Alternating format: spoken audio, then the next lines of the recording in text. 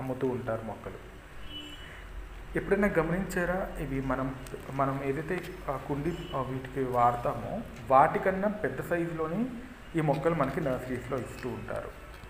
మనకున్న ఆ కొద్దిపాటి ప్లేస్లో ఈ మొక్కలు ఎన్ని ఇయర్స్ వరకు మనం పెంచగలం? ఒక క్వశ్చన్ మార్క్. అయితే కరెక్ట్గా ఈ మామిడి మొక్కలు ఫ్లవరింగ్ వచ్చే సీజన్లో ఫిబ్రవరి నుంచి మార్చ్ ఏప్రిల్ వరకు ఒక రకమైన పెస్ట్ ప్రాబ్లం వస్తుంది. బూజు తెగులు సంథింగ్ అంటారు. అంతా బూజులా పట్టేస్తుందన్నమాట. వచ్చిన ఆ పూత కూడా వీటి వల్ల మాడిపోతాయి. కనీసం ఒక 4-5 కాయలు కాస్తే పెద్ద సక్సెస్ అయ్యాయి. సో అలాంటి ప్రాబ్లమ్స్ అన్నీ మనం మన టెర్రస్ గార్డెన్లో కూడా ఫేస్ చేస్తూ ఉంటాం. నేలపైన తోటల్లో పెంచే వాళ్ళైతే రకరకాల స్ప్రేస్ కొడతారు, అది వేరే విషయం.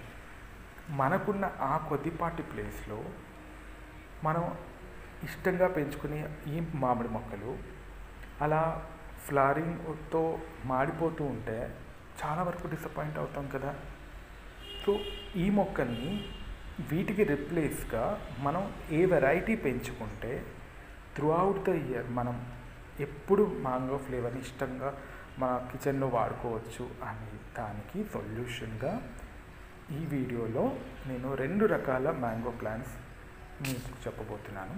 ఇవి మీరు పెంచుకుంటే ఖచ్చితంగా త్రూఅవుట్ ద ఇయర్, సంవత్సరం పొడుగునా కూడా మీరు ఎప్పుడు క్రాప్ని తీసుకోవచ్చు. అందులో ముఖ్యంగా మొదటిది